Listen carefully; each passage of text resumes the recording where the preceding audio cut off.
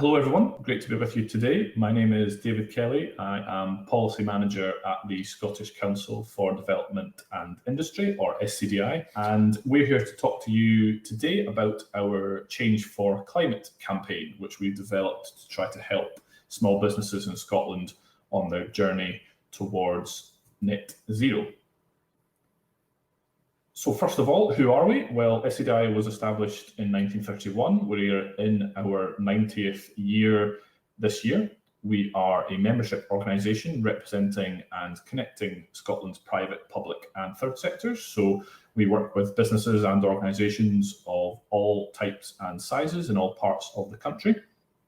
We're a think and do tank, which means that we try to shape UK and Scottish Government policies through our research and thought leadership, but also that we try to support our members practically to, for example, through our Productivity Club Scotland programme, improve their productivity, but also to develop and attract young talent through our Young Engineers and Science Clubs programmes.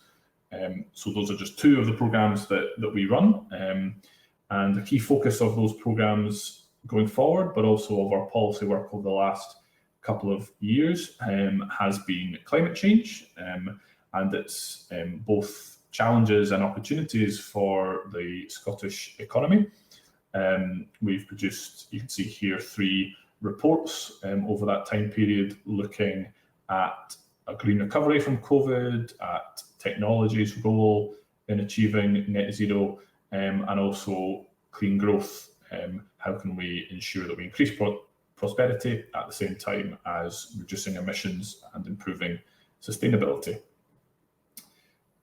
So I've mentioned net zero a couple of times already. What is net zero? It is a balance between the carbon emitted into the atmosphere and the carbon taken out of the atmosphere. And achieving that is critical in our response to the global climate and nature emergencies, which has been caused by the level of global carbon emissions. Scotland has set a very ambitious and world-leading target to achieve net zero by 2045. And every part of society and every part of our economy will have a critical role to play in trying to achieve that. So that's really why we asked ourselves the question, how can we help Scotland's small businesses take the first step on their journey to net zero? We've done a lot of that strategic, higher level policy thinking. We've tried to shape government policy, regulation and investment. But we know that small businesses have particular needs, and we know that they need support and resources to try and begin that journey towards net zero in their own business and their own sector. So the result of that is our Change for Climate campaign, which we launched in June in partnership with Nature Scot, Scotland's nature agency. The campaign is a set of resources to try and help, as I say, particularly targeted at helping smaller businesses. The philosophy of the campaign is really to try and keep it simple.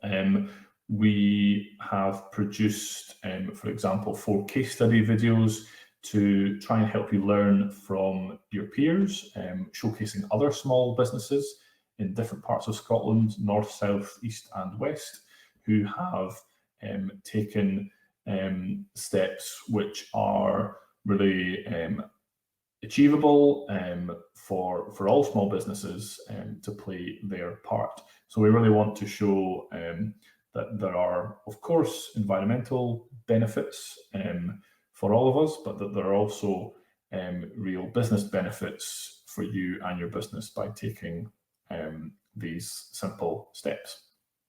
In addition to those 4 case study videos, there is lots of advice and signposting to funding and support on the website. We have also developed what we're calling our 5 easy steps towards net zero and the nature-rich future. And that's really from all the learning that we've done, all the engagement we've done with these small businesses, our top 5 pieces of advice for action, which any small business in Scotland can take to start their journey. Trying to break it down into almost bite-sized pieces to make that first step as easy as possible. So the very first of those easy steps is know your numbers. Every business, large or small, and indeed every person or household needs to have some understanding of its carbon footprint, of your contribution to Scotland's carbon emissions. And there's lots of great resources out there to help you do that. For example, the free SME carbon footprint calculator from the Carbon Trust is a really useful and straightforward tool to help you do that.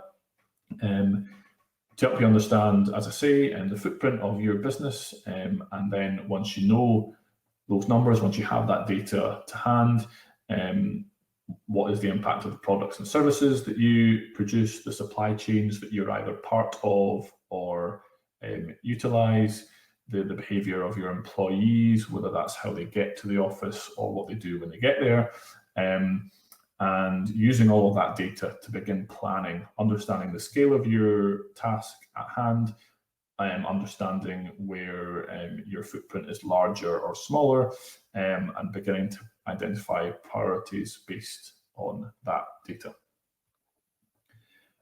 Our second easy step is to start with the basics. Things like reducing the wasting of water or electricity, but also doing things to reduce other types of waste, maybe to unused or underutilized pieces of equipment in your office or in your business. How can they be repurposed either by you, your employees, your community, or others? And there's lots of great advice and support to help you do that through Zero Waste Scotland's Green Office Guide, which, as I say, is absolutely free and gives you lots of hints and tips to create a truly green office. Our third easy step is to switch to electric. So replacing petrol or diesel vehicles with electric vehicles, which are becoming increasingly affordable. The technology behind the efficiency of the batteries, the cost of running these vehicles, and the distance they can travel, all of that is improving all of the time and becoming increasingly competitive with fossil fuel cars and vehicles. So there is increasingly a commercial as well as an environmental imperative to switch to electric vehicles. And there's lots of funding and support out there to help you do that. For example, from the Energy Saving Trust, who manage a number of grants on behalf of the Scottish Government to help you pay for the initial upfront costs of purchasing an electric vehicle. Our fourth easy step is protect bees, plant trees. As I mentioned earlier, we're facing a twin crises of climate emergency, but also of nature emergency. Global warming is causing ecosystems collapse. It's threatening to accelerate the extinction of animal and plant species, which are critical, obviously, for life on Earth, but also for our economy and for the way we live.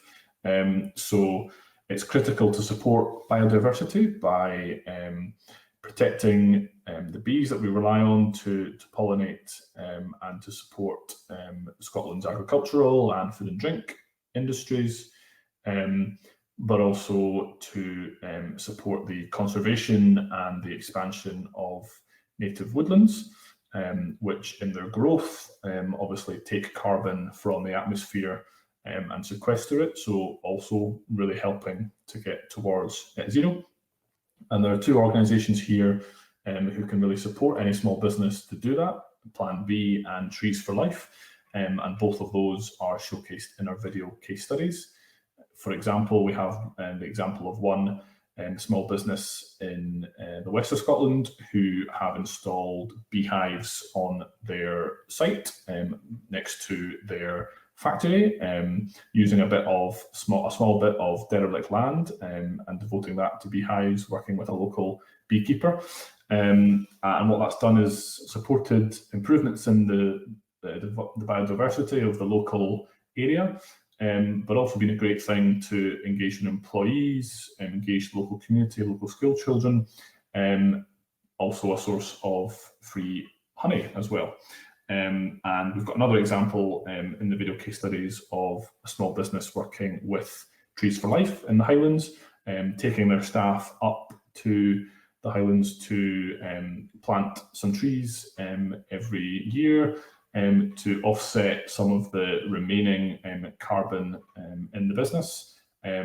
Again, a really great way to engage employees, but also to demonstrate to your customers that you're taking this seriously, as well as making a really genuine practical contribution to sequestering carbon. Finally, our fifth easy step is go green with renewable energy. Considering how you could power your business by renewable energy, whether that's through solar panels, through installing a wind turbine. We have the example of Agrico in Angus, who installed wind turbines on their farm to help power their business.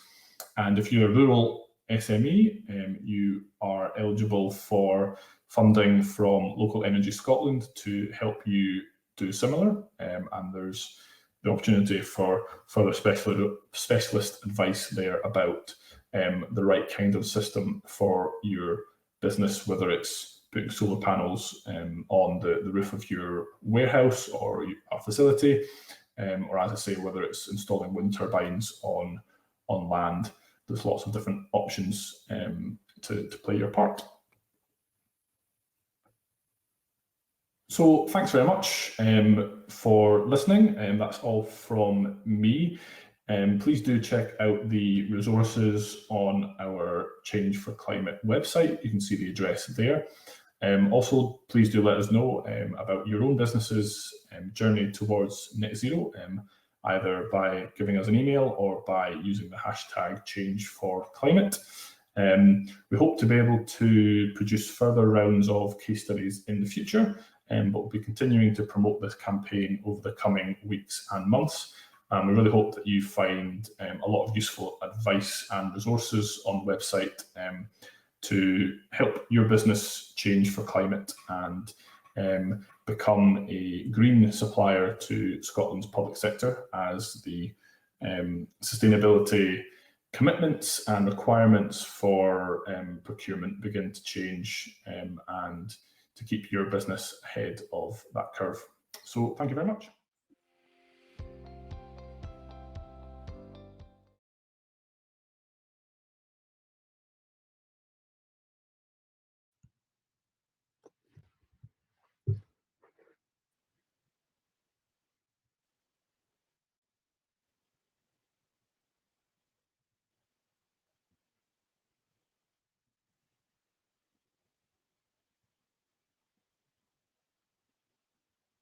With Productivity Club Scotland, Nature Scot, Aberdeenshire and Highland councils. I'm delighted to be joined today by Fiona Conti, who is the Strategic Procurement Manager at Aberdeen, Aberdeenshire and Highland Council's Shared Procurement Service, and Daniel Gott, who's the Policy Manager at Nature Scot. We've got time for your questions, and I can see a few questions coming into the Q&A box, but please put your questions in and we'll come to you and try and cover as many as we can in the time we've got. Hopefully you found David's presentation useful. My first question really is to both the title of David's presentation and the campaign that SCDI ran with Nature Scot was 5 Steps to Net Zero. Why is the journey important to your organisations and to the organisations and businesses that you work with? Daniel, if I can maybe come to you first. Thanks, Claire. Yeah, our main interest is, one of our main interests is around, because of the impact of climate change on nature. The nature crisis and the climate change emergency are closely linked, and climate change is causing changes to our nature, and these will get be more obviously seen in years to come. But on the other side of things, nature can help address some of the climate change issues. So it can help mitigate our impact, managing emissions, reducing emissions through nature-based solutions such as peatland restoration and woodland planting, as David was talking about in the video. But nature can also help us adapt, make our places more resilient, help manage water runoff through green areas, provide shade and shelter through trees and bushes, and to help address some of the changes that we're expecting in the climate, and also providing cooling, especially in urban areas. So we're interested in this because it's about helping people as well as helping nature, and showing what can be done. Absolutely. What about your organisations? What's important to them in terms of this journey to net zero, and also the impact of on nature-based? Yeah, thanks, Claire. I guess from my point of view, local authorities and the public sector in general, consumers of resources and have been for since their inception. And I think from our perspective as well, it's incumbent on us to have a leadership role in trying to encourage the movement to net zero. And so if we can start the charge on that and encourage other organisations to come along with us, I think that's going to be really, really when it comes to delivering a sustainable supply chain that looks at nature and looks at the environment and looks at the damage that we've been doing to date on our environment, and trying to make that change and make it quickly. So very important subject area for us. Absolutely, thank you. I might come to some of the questions now, if that's okay, because there's quite a few coming in.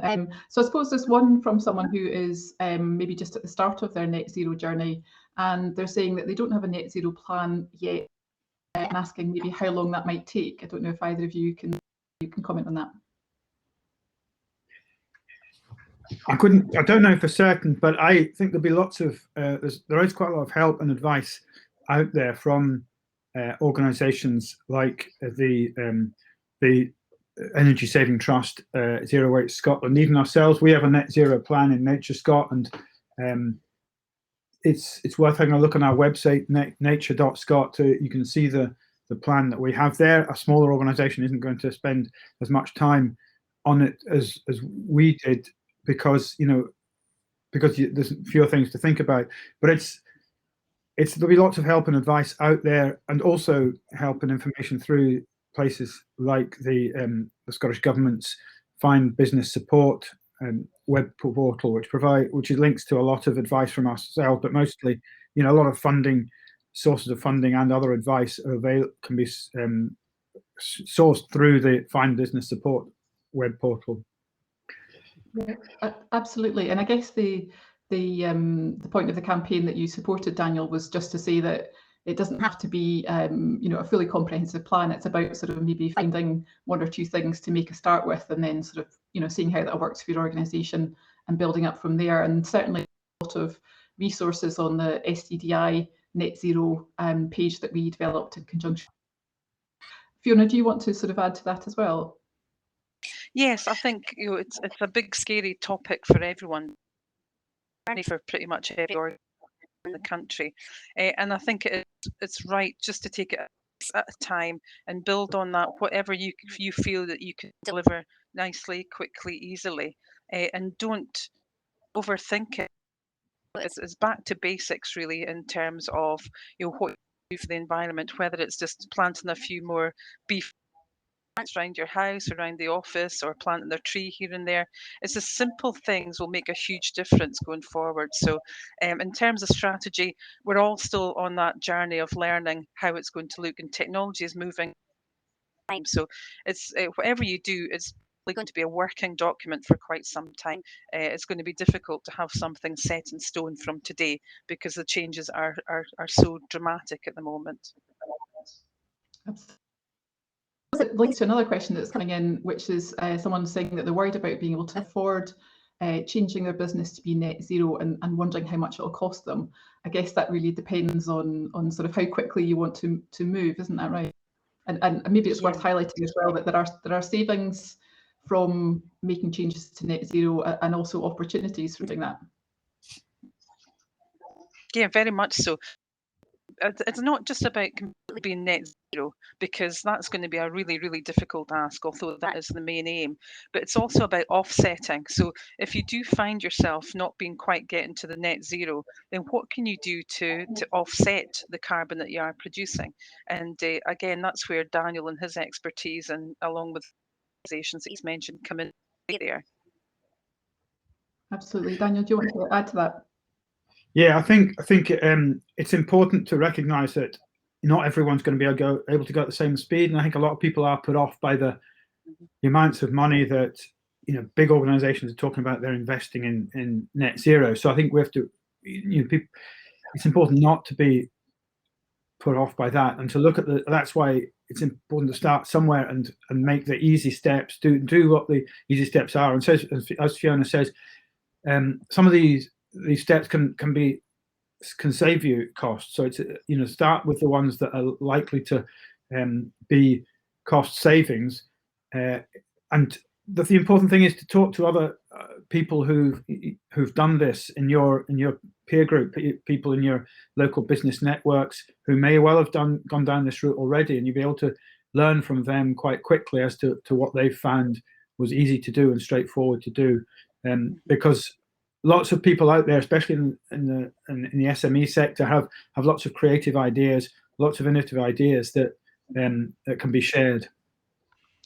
Absolutely. And there's also a lot of, sorry, Claire, there's also a lot of grant funding available for businesses as well. So just to put that in there. No, thank you.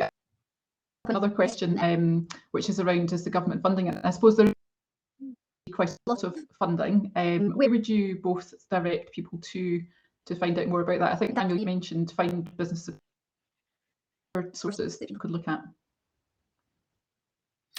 Well, I think but Find Business Support is going to be, from my understanding, the best place to go to start with, because a lot of the government, all the public bodies that are involved in providing funding and advice should the information should be on there, or maybe business gateways. Again, Fiona will probably know more about what's available from business gateways in her part of the world, but the Business Gateway network is also a good source of information and advice on what is available in each part of the country. Yes, I would concur with that. Business Gateway have their finger on the pulse. Yeah. They definitely have their finger on the pulse in terms of that. But I think the best idea would be just to go on and Google, doing net zero funding, grant funding. The Scottish Government have a listing of all the the funds that might be available to businesses and organisations generally to help them get onto this track. And so it could be quite a good cost saving exercise as well. Government tries to encourage the change. Absolutely, and I'd be very surprised if the programme for government this afternoon doesn't talk about new areas of green funding support. So it's definitely worth having a look at to identify if there's any other opportunities for your business. And I also just want to take an opportunity to the Productivity Club Scotland, all of the November events, which can be found on productivity.scot, will be net zero events where we'll have case studies of businesses who've already done this that you can come along and speak to peer to peer. So have a look at productivity.scot for information on that as well. Other than making that sort of a plan at this point, what are the other things that you'd encourage businesses and organisations to think about, other than maybe the 5 easy steps?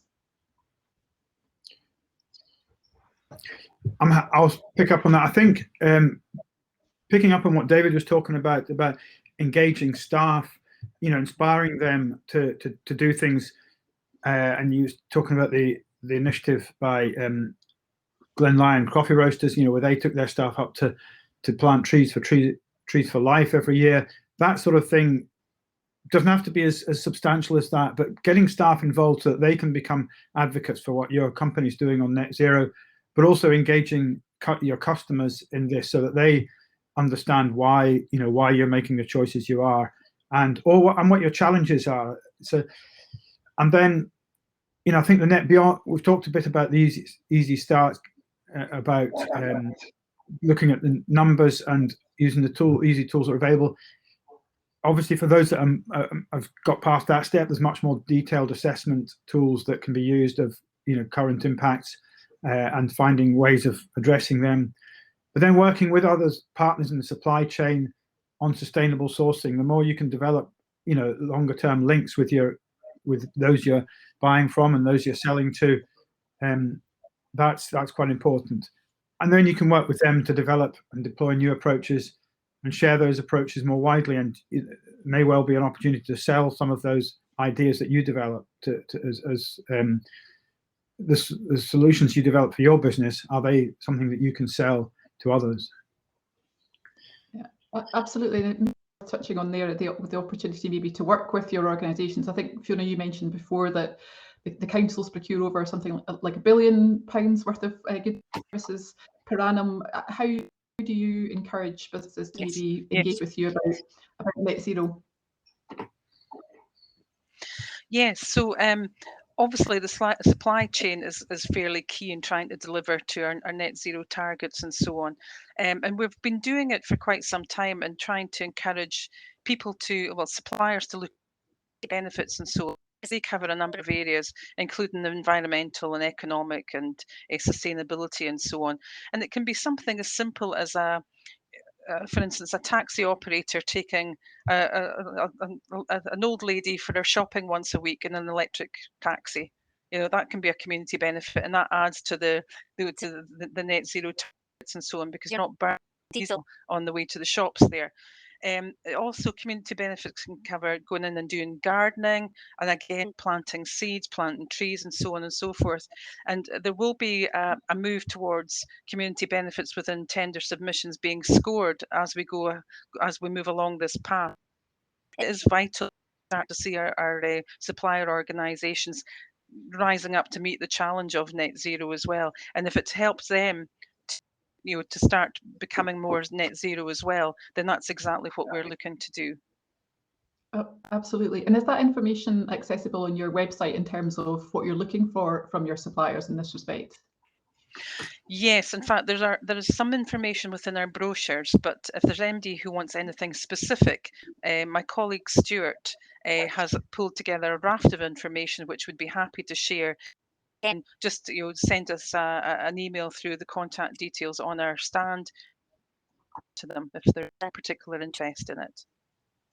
That'd be great, thank you. And we've just got a final couple of minutes. And one of the questions is around Nairn's Green Hive is working with the Nairn bid and local partners to support collective journeys to net zero, as well as the 5 steps. Are there other specific resources you would recommend for us to share and influence? Just maybe what you've talked about there, Fiona, is where you would direct them. Very much so. And it can be things as like the examples I've given, but also fair work practices and so on as well, because that all adds into the mix. So yeah, quite a number of different courses that we can certainly help and advise on. Too much to go into at this point in time, but again, drop us a note and we can happily share that in-depth information with anyone who has an interest in it. Absolutely. Sorry, Daniel.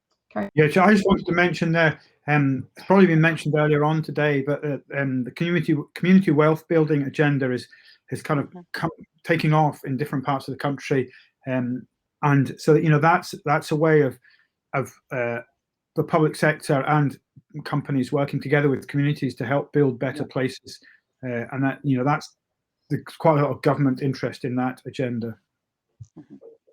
So it's worth engaging with your local council and whoever's leading on community wealth building around that. Okay, thank you. And we made time, so I just wanted to thank both of you very much for your participation in this session.